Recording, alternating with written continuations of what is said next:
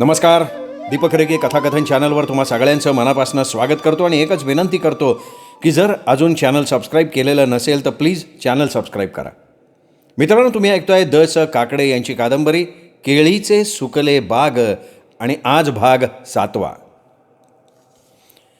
एमएच्या परीक्षेसाठी पुण्याला गेलो. शिवाजीनगरला एका हॉटेलात रूम बुक केली. अभ्यास चांगला झाला होता. एमएची परीक्षा झाली, पेपर चांगले गेले. मी कथा, कादंबरीकार, लेखक माणूस. त्यात सिनियर कॉलेजला शिकवत होतो. पेपर कसे लिहायचे, मुद्देसूद कसं लिहायचं यात मी तयार होतो. त्यात अक्षर कसं मोत्यासारखं. त्यामुळे माझे पेपर परीक्षकांना मोहात पाडणारे होते. बी एसारखा मला एमएचा फर्स्ट क्लास मिळणार हे सांगण्याची गरज नव्हती. तालुक्याच्या गावी थांबण्याचं काम नव्हतं. गावी आलो. झुंबरसाठी मन धाव घेत होतं. तिला भेटल्याशिवाय चैन पडणार नव्हतं. झुंबरनं मला 7 एकरचा बांध ओलांडून येताना बघितलं आणि ती धावतच आली. कशी गेले एमएचे पेपर? चांगले गेले. पहिला नंबर येईन ना? तू माझ्या पाठीशी आहेस ना, त्यामुळे फर्स्ट क्लास फर्स्ट येईन. मी पण SSC फर्स्ट क्लास झाले असते, ती उदासपणे बोलली. मग वेडे ऑक्टोबरची तयारी चालू ठेवली आहे ना? हां, ऑक्टोबरची तयारी चालू केली. मी मग 7 एकर बघितलं. सारी नांगरणी ट्रॅक्टरनं केलेली दिसत होती. नांगरणी चांगली केली होती. कधी झाली नांगरणी? 8 दिवसापूर्वीच झाली. कोणी नांगरून घेतलं आहे? हिरू मामानं ट्रॅक्टरवाला आणला होता. रात्रंदिवस ट्रॅक्टर चालू होता. 5-6 दिवसात आरामात नांगरलं. हे चांगलं झालं. मी बोललो माझ्या आधीच. मग झुंबर घरात गेली. घरात तीच राहत होती. किल्ली तिच्याकडे होती. घराची झाडलोट तीच करत होती. चहा करू का कापी करू? कॉफी आणली आहेस? तुम्ही चहा प्यायचा सोडलाय, कापी प्यायला लागलाय. कोणी सांगितलं? तुमच्या कॉलेजच्या एक मॅडम येऊन गेल्या होत्या. माझ्या कॉलेजच्या मॅडम? कोण? माधवी मॅडम, ती हसून म्हणाली. माधवीचं नाव ऐकून मी गंभीर झालो. माझ्या कॉलेजची ती नव्हतीच. मी ज्या कॉलेजात शिक्षण घेतलं आणि जिथे मी शिकवत होतो त्या कॉलेजची ती विद्यार्थिनी होती. पण तसा तिचा माझा काही संबंध नव्हता. झुंबर, अगं माधवी तर तुझी मॅडम आहे. मी तिला कोपरखळी मारली. माझ्या बोलण्याचा उद्देश तिच्या लक्षात आला. त्या मॅडम तुमच्यावर मारतात आणि तुम्ही लांब लांब पळताय. मी लांब का पळतो हे तिला माहिती झालं आहे, त्यामुळे ती तुला पाण्यात बघतीये. नुसतं पाण्यात बघतात असं नाही, त्या मला पाण्यात ढकलून पण देतील. झुंबरनं बोलता बोलता मला कॉफी आणून दिली. त्याआधी पाण्याचा तांब्या पण आणून दिला होता. आज जेवणाचं काय बेत? काय करू तुमच्या आवडीचं? तुझ्या आवडीचं कर. माझ्या आवडीची ज्वारीची भाकर, लसणाची चटणी, आंब्याचं लोणचं आणि कांदा चालेल तुम्हाला? हे ऐकलं आणि माझ्या कपाळालाच हात लावला मी. हे प्रोफेसरीन, आता या आवडी सोड. जरा बुद्धिवादी माणसाला जे शोभतं ना ते खायची तयारी कर. प्रोफेसरीन होईपर्यंत मला हे खाऊन दे की, नंतर मला खायला नाही मिळणार आहे. तर मग इथून पुढे तू माझ्या आवडीचं खायला करत जा. आणि इथून पुढे ही नऊवारी साडी चोळी बंद. साडी चोळी बंद म्हणजे? तुमच्या झुंबरला काय तुम्ही केवड्याच्या वानात तशीच नागिन म्हणून सोडताय काय? तिच्या त्या बोलण्यानं क्षणभर मी मंतरलो. वस्त्रहीन अवस्थेतली गोरीपान झुंबर माझ्या डोळ्यांसमोर उभी राहिली. खरंच ही केवड्याच्या वनातली नागिणच. कोणच्या विचारात झुंबलाय तुम्ही? माझ्या डोळ्यांपुढे हात हलवत झुंबर म्हणाली. खिडकीजवळ कोणाची तरी पावलं वाजल्याचा भास झाला. याचा अर्थ तिथे कोणीतरी कान देऊन उभं होतं. कोण आहे तिकडे? मी हायजी. दारातनं आत येत हिरू म्हणाला. काय ऐकत होतास तू खिडकीजवळ उभं राहून? मी त्याच्यावर कडाडलो. त्यांनी स्वतःच्या थोबाडीत चापटी मारून घेतल्या. इकडे कशासाठी आलास? नाही, तालुक्यालाच येणार होतो, पण झुंबर म्हणली का तुम्ही आज येणार आहे म्हणून. झुंबरकडे मी बघितलं. ती गालात हसली. फार मनकवडी पोर. तिला कसं माहीत मी येणार आहे ते? ट्रॅक्टरवाल्याचे पैसे द्यायचे होते. तुला कोणी ट्रॅक्टरनं नांगरायला सांगितलं? 4 बैली लोखंडी नांगर 7 एकरमध्ये घालायचा. साबाजींनी कधी ट्रॅक्टर घातला नाही आहे ते. अहो साहेब, साबाजीची गोष्ट वेगळी आहे. तो माणूस होता आणि तू गाढव आहेस का? बोल. साबाजीकडं 2च बैल. 2 बैलांनी 7 एकराची शेती कशी करायची? मग साबाजी कसा नांगरायचा? तो गप्प झाला. साबाजी गोडव्या मनाचा माणूस.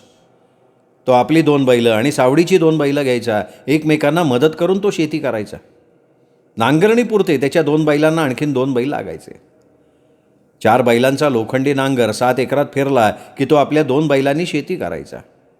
पेरणी, कोळपणी सगळं 2 बैलांनी करायचा. त्याच्याकडे सगळी शेतीची अवजारं होती. कुणाकडे काही मागायची त्याला सवयच नव्हती.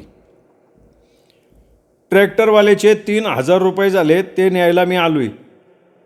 मी हिरूकडे आश्चर्यानं बघत राहिलो. 7 एकराची शेती करायला साबाजीनं माझ्याकडे कधी 1,000 रुपये मागितले नव्हते आणि हा हिरू लगेच 3,000 रुपये नांगरणीसाठी मागायला आला. तो ट्रॅक्टरवाला आहे कुठचा? त्याला माझ्याकडे घेऊन ये. तो आता येणार नाही. मग पैसे मिळणार नाहीत. खेटर मारल्यावर तोंड व्हावं तसं त्याचं तोंड काळं ठिक्कर पडलं. ट्रॅक्टर किती तास चालला? ते ट्रॅक्टरवाल्याला माहिती. ट्रॅक्टरचा तासाचा रेट काय आहे? नाही, मला नाही सांगता यायचं. हिरोबा, तू हमाली करायला मुंबईला जा. तुला नाही ठकीला मदत करता यायची. तू ही 7 एकर जमीन विकून खाशील आणि या गरीब कुटुंबाला वाऱ्यावर उधळशील. हिरूला बोलायला तोंडच नव्हतं. आणि उद्यापासनं तू या शेतात पाऊल ठेवायचं नाही. मग ही शेती कशी होईल? झुंबर पैशानी करून घेईन. चांगल्या मजुरीनं करून घेईल. मी झुंबरच्या कामाच्या पद्धतीची माहिती असल्यामुळे बोललो. ठकी पण दबा धरून कानोश्यावर होती. हिरू बाहेर पडून चालायला लागला तर ठकीनं त्याला थांबायला सांगितलं. हिरू जर इकडे यायचा बंद झाला तर तिचा आधार जाणार होता. तिला स्वतःचं मत नव्हतं. ती आपल्या हेकट भावाच्या मतानं चालणारी होती. मला हिरू आणि ठकीची शेती भारी पडणारी होती. मला ती परवडणारच नव्हती. साबाजी मला खर्चाची तोशीष लागू देत नव्हता. तोट्यातली शेती माझ्या काही कामाची नव्हती. झुंबरसुद्धा हिरूच्या कामावर खुश नव्हती, पण ती नाईलाजानं गप्प होती. ठकूबाई, शेतीची व्यवस्था वेगळी करावी लागेल. वेगळी म्हणजे? तुम्ही या 7 एकरमध्ये राहायचं, पण ही शेती तुम्ही करायची नाही. मग आम्ही खायचं काय? तुम्हाला महिन्याचंच काय, पण वर्षाचं ध्यान मी देईन. मीठ मिरचीसाठी तुम्ही मोलमजुरी या 7 एकरात करायची. ज्याला मी ही जमीन अर्धलीनं देईन त्याच्याकडे तुम्हाला मोलमजुरी मिळण्याची मी सोय करतो. म्हणजे तुम्हाला घरी चांगलं राहता येईल. वर्षाचे कपडे चोपडे मी पुरवत जाईन. काय? का? तर माझ्या इमानदार साबाजीच्या बायका लेकी म्हणून. ते ऐकलं आणि ठकीने मला हातच जोडले. तिच्या 5 आणि 6 नंबरच्या पोरी आनंदित झाल्या. माझे कपडे घेणं, खर्च करणं त्यांना माहिती होतं. झुंबरला साडीचोळी मीच घेत होतो. कपड्यामुळे ती आपल्या आई आणि बहिणीपेक्षा वेगळी वाटत होती. ब्राह्मणवाड्यात शोभावी अशी भारीची नऊवारीतली पोरगी वाटत होती. आम्ही सगळेजण घराबाहेर आलो तर हिरा कोणाच्या तरी मोटरसायकलवर पाठीमागे बसून आला. घरापुढे मोटरसायकल थांबली. पाठीमागनं हिरो उतरला. तो मोटरसायकलवाला गाडी स्टँडवर उभी करून माझ्याकडे बघत बोलला, चला मा हे 3,000 रुपये टाका. मी त्या मोटरसायकलवाल्याकडे बघितलं. माझ्यासारख्याला त्याचा तो आवाज न आवडणारा होता. कोण आहेस रे तू? ट्रॅक्टरवाला आहे मी. अच्छा, म्हणजे हे शेत तू नांगरलंस? मी नाही, माझ्या ड्रायव्हरने. तू किती वेळा चक्कर टाकलीस ट्रॅक्टर चालू असताना? बोल. माझ्या ड्रायव्हरने मला समज सांगितलं आहे. तुझा भाव काय आहे तासाचा? नांगरायला किती तास लागले ह्या ट्रॅक्टरला? बोल ना. मी माझा ट्रॅक्टरवाला मित्र बोलवतो. तो सांगेल ते ट्रॅक्टरचे पैसे देतो. ते ऐकलं आणि ट्रॅक्टरवाला खजील झाला. त्याने हिरूचाच गळा पकडला. हिरे, तू मला खोटं बोलायला सांगितलं हिरे. हिरूची कालाकांडी मी ओळखली. ट्रॅक्टरवाल्याला हाताशी धरून तो मला फसवायला निघाला होता. साहेब, होत्या 2,500 रुपये. तुम्ही मला 2,000 रुपये दिले तरी बाद झाले. मी त्याला 2,000 रुपये दिले. त्यांनी मला हात मिळवला आणि म्हणाला, साहेब, या हिऱ्याला शेतीचं काम देऊ नका. हा तुमची माती इकून खाईन. ट्रॅक्टरवाल्यानं गाडी स्टार्ट केली आणि तो निघून गेला. त्यानं हिरूला गाडीवर मागे बसवून नेलं नाही. हिरोबा, तुम्ही सटका आता इथनं. सटका. आणि हे बघ हिरू, मालक सांगतीन तशी ही 7 एकर जमीन आम्ही करू. ठकी माझ्या बाजूनं हिरूला बोलली. ठकीला आपल्या तालावर नाचवणारा हिरू त्या बोलण्यानं पार कोसळला, पण निर्लज्जासारखा तसाच खाली मांडी घालून मातीची ढेकळं आजूबाजूला फेकत बसला.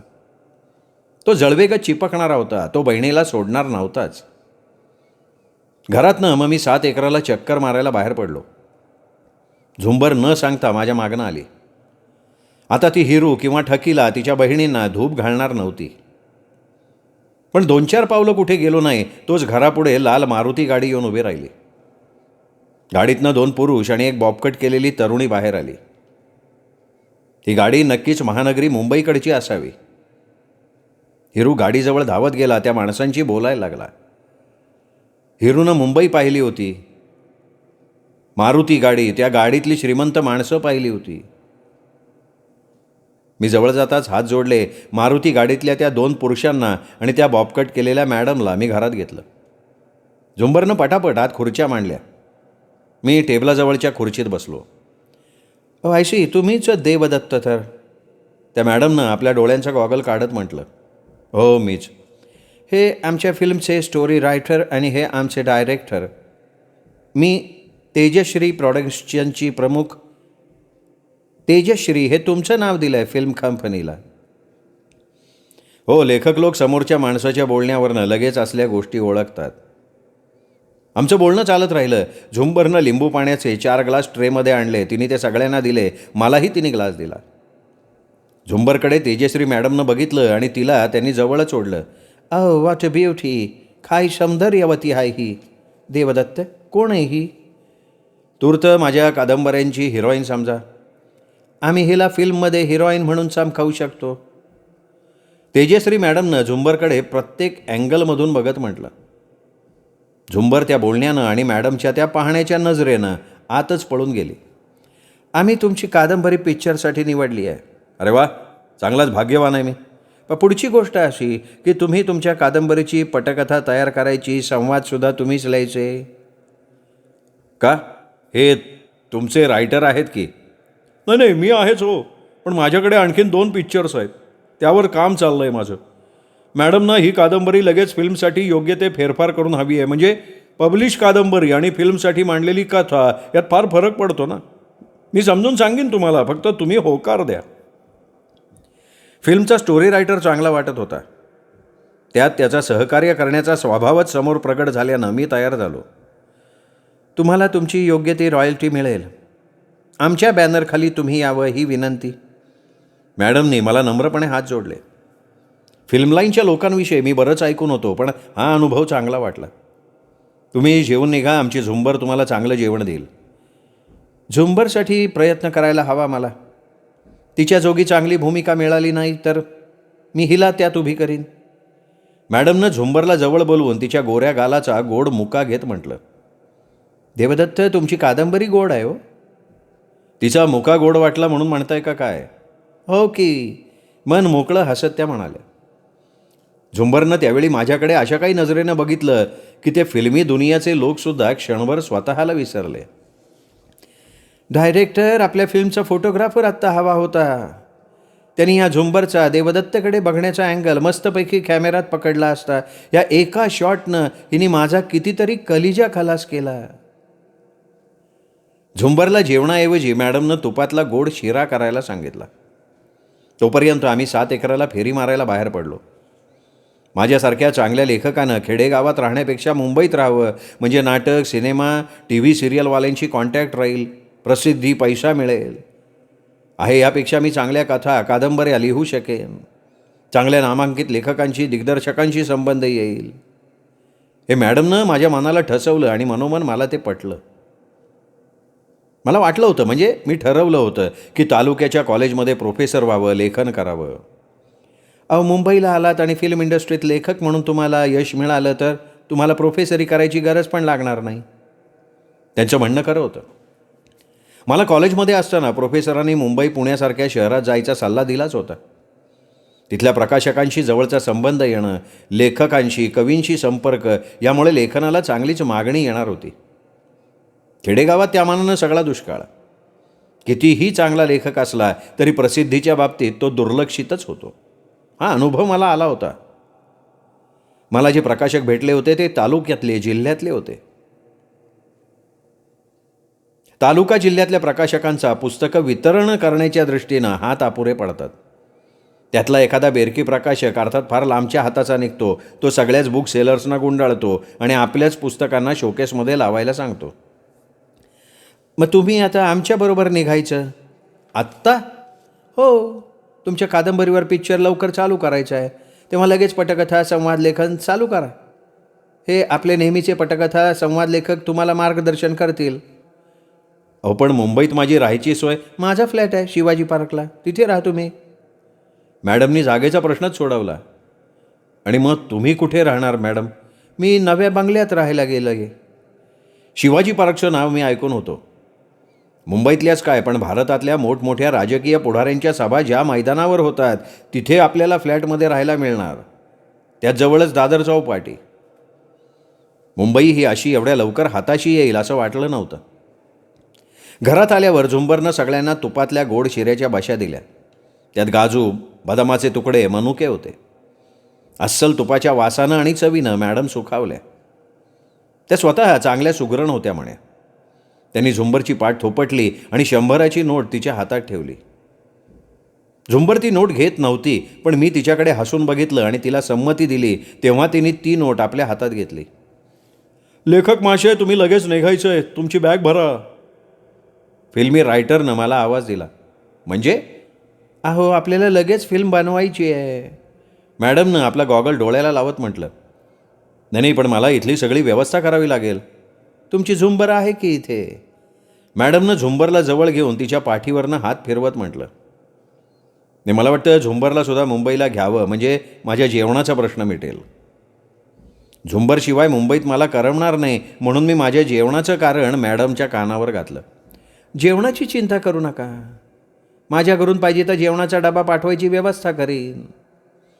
मी झुंबरकडे बघितलं. तीच म्हणाली, तुम्ही जावा एकटेच, मला पण माझा अभ्यास चालू करायचा आहे. ओहो, म्हणजे ही नववारीतली तरुण पोर शिक्षण घेते? हो, ती SSCला आहे. मग SSC झाल्यावर तिला मुंबईच्या कॉलेजमध्ये टाकू. तोपर्यंत तुमचे 2-3 पिक्चरच्या कथा, पटकथा, संवाद होतील. फिल्म इंडस्ट्रीत नाव व्हायला लागेल. तुमची स्वतःची जागा तुम्ही घेऊ शकाल तोपर्यंत. मुंबईत नाव आणि कीर्ती, पैसा, स्वतःची जागा, मग गाडी. एक लेखक म्हणून लक्झुरियस लाईफ जगता येईल. आणि झुंबरसारखी देखणी तरुण पत्नी, मग काय. झुंबर, तू शेतीचं सगळं सांभाळशील? आता तुम्ही ही जमीन कोणावतरी सोपवायचं ठरवलं होतं ना? हो की. बाजूच्या वाळवाला मी लगेच बोलवून घेतलं. साबाजीची आणि त्याची बैलाची सावड असायची. त्याला 2 बैल होते, शेती मात्र थोडी होती. तो कोणाची तरी शेती अर्धलीनं करायचा. त्याला लगेच 7 एकर म्हणून सांगितल्यावर तो तयारही झाला. साबाजीची 2 बैलं पण त्याच्याच ताब्यात द्यायची मी तयारी दाखवल्यावर त्याला काय, तो नाचायचाच बाकी राहिला. 7 एकराच्या मशागतीची काळजी मिटली होती. वाळवाला 7 एकर आयती ट्रॅक्टरनं नांगरून मिळाली होती. त्यात माझे 2,000 रुपये गेले होते. वाळवाकडे ते मागणं माझ्यासारख्या प्रत्येक गोष्टीत ॲडजस्टमेंट करणाऱ्या बुद्धिवादी माणसाला पटणारं नव्हतं. माझ्या दृष्टीनं माझा शेजारचा शेतीवाला माझी शेती अर्धलीनं करतोय ह्याला महत्त्व होतं. त्यात 7 एकराच्या राखणाची त्याच्यामुळे काही काळजी नव्हती. वाळवा शेती नीट करायची, झुंबरकडे सगळा हिशोब द्यायचा, 7-12 दरमहा उभारायचा, झुंबरकडून पैसे घ्यायचे, त्याच्या पावत्या आणून द्यायच्या. झुंबर सगळं वहीत लिहून ठेवेल. ठकी आणि तिच्या 2 पोरींच्या हातावर मी 100 रुपये ठेवले. प्रत्येक महिन्याला मनी ऑर्डर पाठवीन असं म्हटल्यावर तीच म्हणाली, अहो त्याच्यापेक्षा तुम्ही एक दिवस येऊन जात जा की. झुंबरचे आणि माझे धागे चांगलेच बांधले गेले होते. झुंबर माझी सर्वस्व झाली होती. मी मुंबईला आलो. मॅडमनी माझी व्यवस्था त्यांच्या फ्लॅटवर केली. शिवाजी पार्कच्या मैदानाजवळ तो फ्लॅट होता. बाजूला दादर चौपाटी होती. समुद्राला भरती आली की लाटांचा आवाज यायचा. रात्री खिडकी खोलून समुद्राकडे पाहिलं की वाटायचं उठावं, आत आत जावं, समुद्र पक्ष्यासारखं त्यावर तरंगत तरंगत राहावं. 15 दिवसात मी कादंबरीची पटकथा, संवाद तयार केले. अधूनमधून मला त्या मॅडमच्या फिल्म रायटरचा सल्ला घ्यायला लागायचा. फोनवरनं खूप सल्लामसलत व्हायची. गरज वाटली तर मी टॅक्सीनं त्याच्याकडे द्यायचो.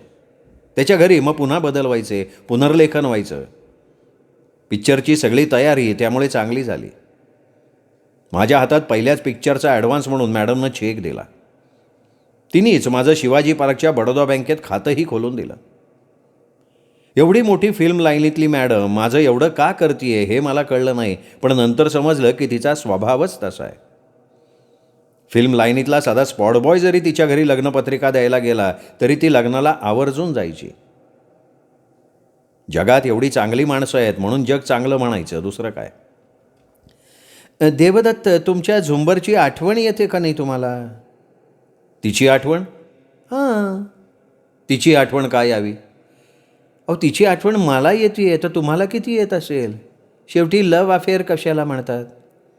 काही म्हणा, प्रेम करायला तुम्हाला चांगली छोकरी भेटली आहे. तिचे डोळे, केस, रंग, उंची. हां, शारीरिक सौंदर्य तर तिला आहेच, पण ती मनानंही खूप श्रीमंत आहे. वा, लेखकी भाषा आवडली मला. देवदत्त, एखादी तरुण मुलगी प्रेम करायला मिळाली की तिच्या सगळ्या गुणदोषांसकट आवडून घेतली जाते. पण तुमची झुंबर गुणाची पुतळी आहे. मला आवडली ती.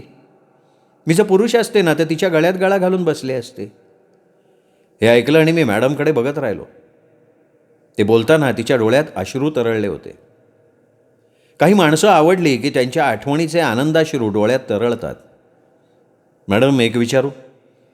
माझी कादंबरी तुम्ही वाचली आणि तुम्ही माझ्या कादंबरीवर पिक्चर काढायचं ठरवलं, पण तुम्हाला माझी कादंबरी सुचवली कोणी? मला एक पत्र आलं होतं. त्या पत्रातनं तुमच्या कादंबरीवर चांगला पिक्चर निघू शकेल असं लिहिलं होतं. मी कादंबरी विकत घेऊ नये असंही त्यात सुचवलं होतं. अरे, ही वाचक अजब म्हणायची. अजबच म्हणायची. पण ती कादंबरी मी विकत का घेऊ नये याचं उत्तर मला दुसऱ्या दिवशी मिळालं. मला कादंबरी त्या वाचकानं रजिस्टर्ड पोस्टानं स्वतः सही करून सप्रेम भेट पाठवली. आनंद वाटला मला. मला सांगा ना, कुठला वाचक 100 रुपयाचं पुस्तक विकत घेऊन एवढा रजिस्टर पोस्टाचा खर्च करून पाठवेल? मला नवल वाटलं, कोण असावा हा वाचक?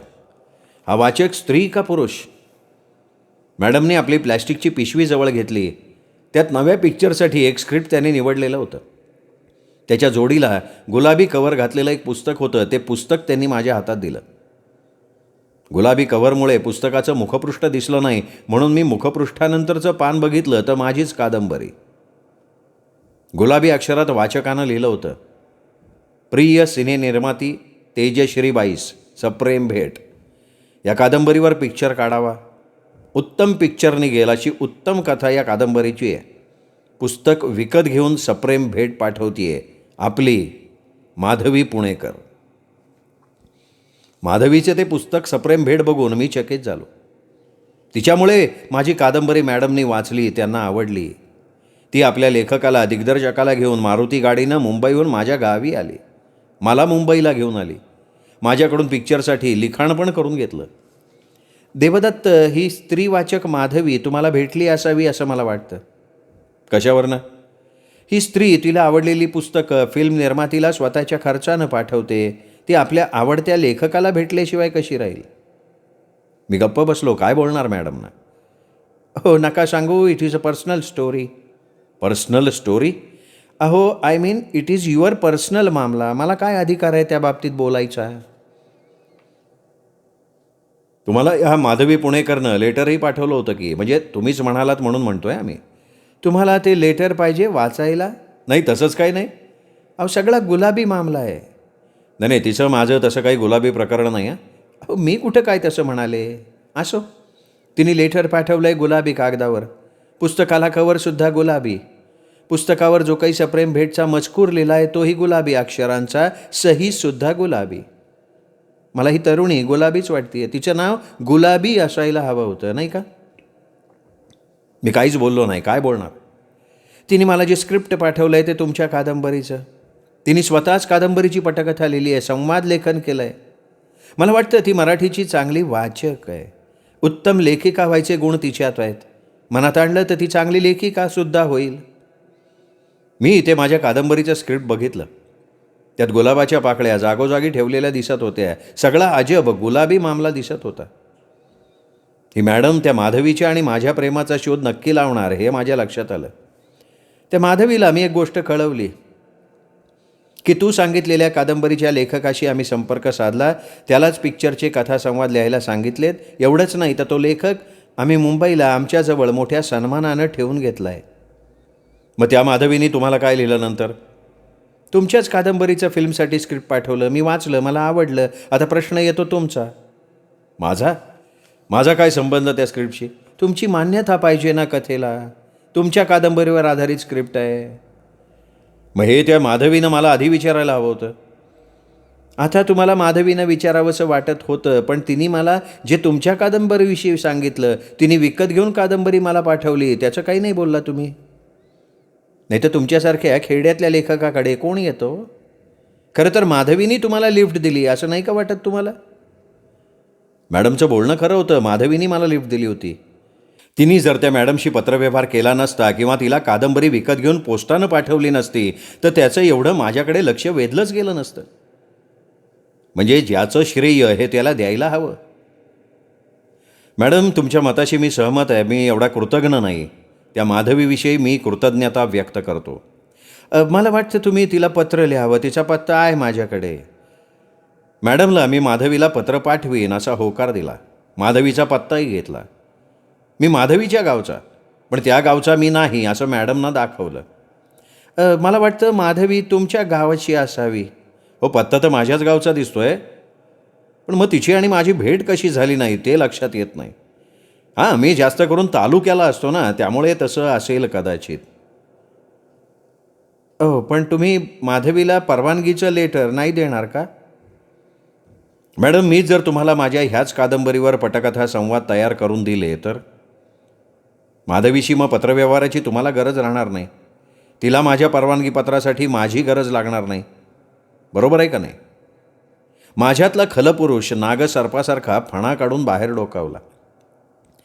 येस, एका दृष्टीनं तुमचं बोलणं आमच्या फायद्याचं आहे, कारण तुम्हाला कथाकार, कादंबरीकार म्हणून नाही म्हटलं तरी नाव आहे. त्यात तुमचा पहिला चित्रपट रिलीज झाला की तुम्हाला सिनेमात पटकथा लेखक, संवाद लेखक म्हणून नाव मिळेल. तुमच्या नावाचा आम्हाला धंद्यासाठी फायदाच होणार आहे. मॅडमच्या त्या बोलण्यावर मी मान डोलवली. माधवीचे पंख कापायलाच हवे होते. ती फिल्म इंडस्ट्रीत येते, स्क्रिप्ट लावून फिल्मची लेखिका होतीये. नाही जमू देणार मी. गावी वळवाचा पाऊस झाल्याचं झुंबरचं पत्र आलं होतं. नांगरून पडलेल्या 7 एकराचं शेत त्याच्या भल्या मोठ्या बांधामुळे पाण्यानं फुल भरलेलं होतं. घराचा भाग उंचवट्यावर असल्यामुळे तेवढा भाग मात्र वाचला होता. आपल्या 7 एकराचं पाण्याचं तळं झालं आहे असं मला झुंबरनं लिहिलं होतं. आपण घराच्या ओट्यावर बसलो तर तळ्याच्या काठावर बसल्याचा भास होईल असं झुंबरला जवळ घेऊन म्हणावं असं मला वाटलं. मध्यरात्री घराच्या ओट्यावर बसल्यावर चंद्र आणि चांदण्या 7 एकराच्या तळ्याच्या पाण्यात आंघोळीला उतरलेले सुद्धा वाटतील. खरंच गावी जायला हवं, झुंबरला भेटायला हवं असं मनोमन वाटलं. तेजश्री मॅडम, मी वर्सोव्याला तेजश्री मॅडमना भेटलो. बोला, गावी जायचं असेल, झुंबरला भेटायचं असेल, फार दिवस झाले ना तिला भेटून? नाही, तसंच काही नाही. झुंबर कोण, काय हे तुम्ही मला सांगितलंच नाही. ते कळेल की लवकरच. म्हणजे तुम्ही तिच्याशी लग्न करणार आहे की काय? तुम्हाला तशी पत्रिका मिळाल्यावर समजेल. म्हणजे अजून नक्की नाही ठरवलं.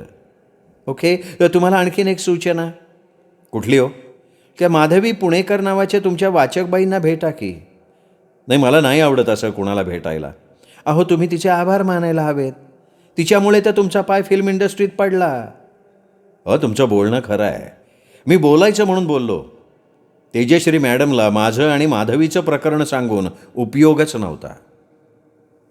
मित्रांनो, हे प्रकरण इथेच संपलं. पुढचं प्रकरण आठवं उद्या. तोपर्यंत नमस्कार.